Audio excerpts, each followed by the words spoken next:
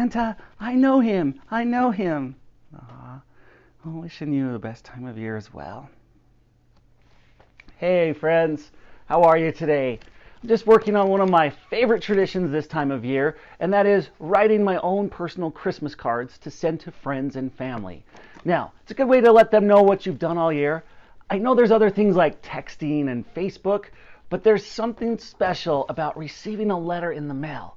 Having it addressed to you, seeing your name up there, your address, and knowing that they meant it just for you.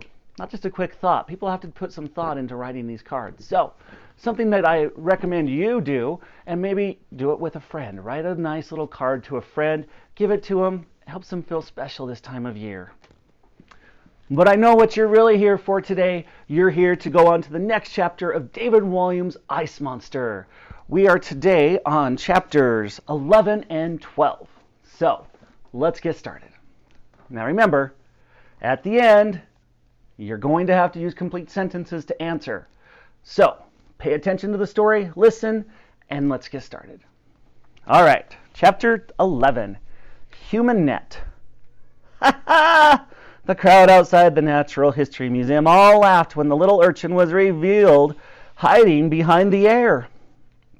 The policeman there looked around in confusion. There! The crowd pointed at the girl, and eventually the policeman saw what was right under their noses. They formed a circle round this uninvited guest. They began closing in on her. And having lived in the streets, Elsie was no stranger to running away from police or the rusers, as those who spent most of their time running away from the police called them. The policemen crouched down and stretched out their arms, sure that she would try to escape by running through their legs. "We've got you," growled the chief of police, Commissioner Barker. He was a heavy man with a tiny postage stamp of a mustache stuck over his top lip. The circle was closing. The policemen linked arms to make themselves into a human net. There was no way out. Spotting the truncheons dangling from their belts, a daring thought crossed Elsie's mind. Just as the policemen were looming over her, she grabbed two of the truncheons with each hand, yanking them as hard as she could. This brought the policemen crashing towards one another, their heads knocked together. Bish, bash, bosh. Ow! Oof! Ah! Dazed and confused, the policemen tumbled backwards and collapsed onto the ground. From above, the scene looked like a flower, with Elsie, the center, and the policemen all splayed out petals. This brilliant move by the urchin instantly won over the crowd as they cheered. Hurrah! No one wanted to see an army of policemen win against a little mite. However, there was one time to lap up the attention of the crowd. Elsie darted up the steps towards the entrance of the Natural History Museum. Another squad of policemen stood guard in the front of the huge wooden doors. They drew their truncheons, ready to give this little creature a ruddy good bashing. Not wanting to receive a bashing, be it good or bad one, neither sounded appealing, Elsie slid down the handrail. To one side of the building entrance was a drain pipe. There was no time to think. What with her monkey feet, Elsie was soon halfway up it. Hurrah! Cheered the crowd once more. One bold policeman gave chase to the drain pipe. Not being blessed with monkey feet, he instantly slid back down. Whee! Urgh! His bottom landed right on top of another policeman's face. Boing! Pooh! Complained the one whose nose was now stuck up the other one's rear end. Needless to say, this perfect piece of slapstick was greeted by howls of laughter from the crowd. Ha ha ha ha!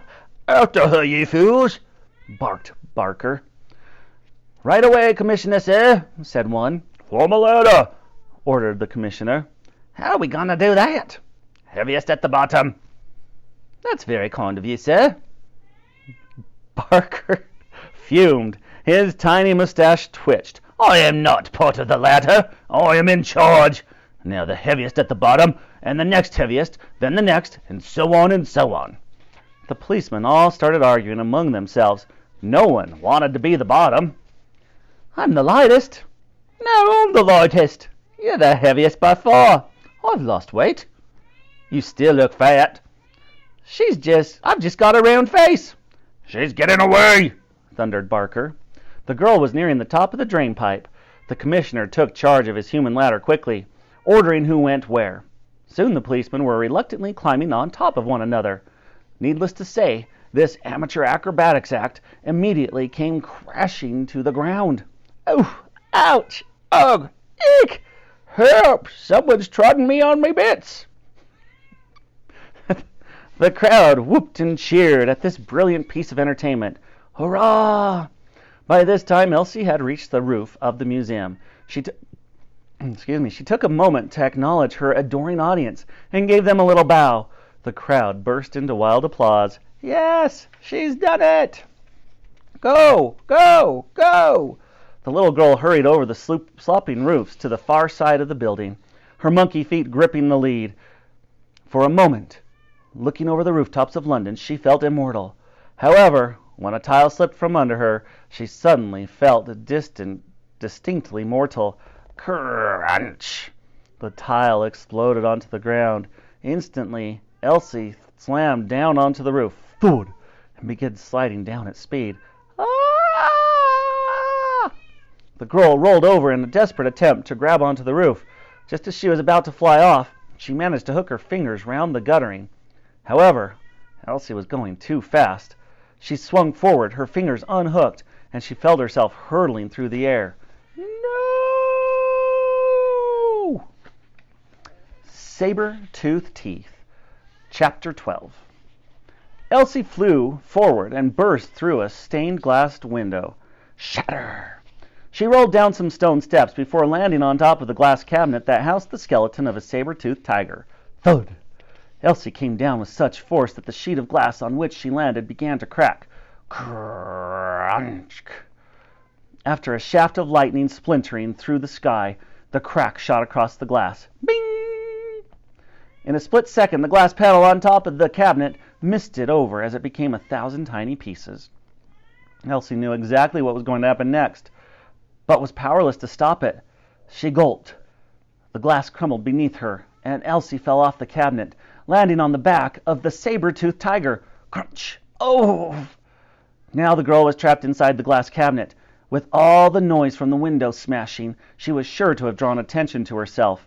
If only there was some way of breaking one of the glass walls, but they were inches thick. However hard she thumped with her fists, it just wouldn't break. Boom, boom, boom. Feeling that there was little chance at the saber-toothed tiger skeleton missing it, she pulled out one of its saber-toothed teeth. With an almighty swing of her arm, she bashed the sharp end of the tooth against the glass. Bunk! Smash! It immediately splintered, and all the tiny pieces of glass showered down like rain. Patter! Not needing the tooth anymore, Elsie stuck it back where she found it and patted the saber-toothed tiger skeleton in thanks. Good boy. The sound of bootsteps echoed along the corridor. Click-clack, click-clack, click-clack. It must have been the museum's head of security, Mr. Clout.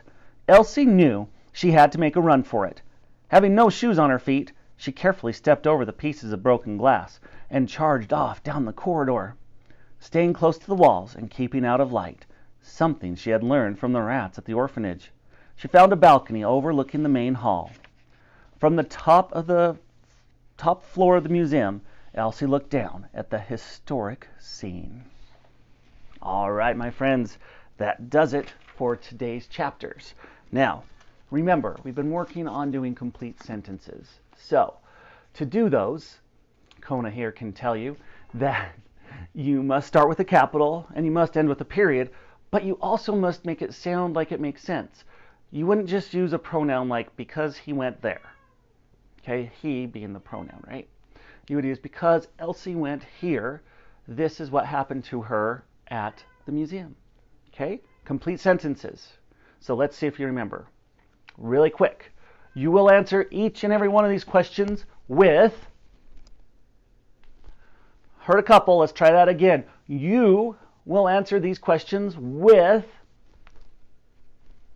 complete sentences. All right, guys, have a great rest of your day. We'll see you tomorrow. Have a great night, and make sure you click submit. All right, let's see, what else can I put in here?